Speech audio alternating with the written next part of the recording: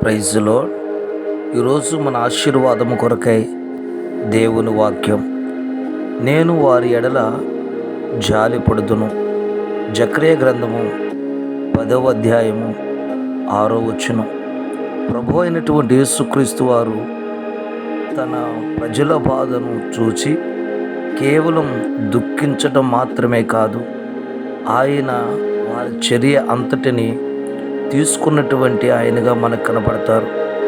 ఆ జనసమూహములను చూచి ఆయన వారి మీద జాలిపడ్డాడు. ఎందుకనగా వారు కాపరు లేని గొర్రెల వలె శ్రమపడుచు చల్లాచెదురుగా ఉన్నారు అని ప్రభు అయినటువంటి యేసుక్రీస్తు వారు గుర్తించారు. అందుకే ఆయన జాలితో నిండుకొని వారికి కావలసిన స్వస్థతను దేవుడిచ్చాడు, వారికి కావలసిన ఆహారమును దేవుడిచ్చాడు, మరియు వారికి కావలసిన స్వాతంత్రమును దేవుడు సంపూర్ణముగా ఇచ్చాడు. ఈరోజు కూడా ప్రియ దేవుని బిడ్డలారా, దేవుడు మనతో చెప్తున్నాడు, మన పైన ఆయన జాలి పడేవాడిగా ఉన్నాడు, మన బిడ్డల పైన జాలి పడేవాడిగా ఉన్నాడు.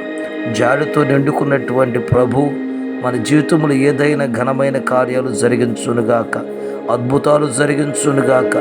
జాలిపడిన యేసయ్య మన కుటుంబాలు నిర్మించి ఒక ఉన్నతమైన స్థితిని దేవుడు కలుగు చేయునుగాక.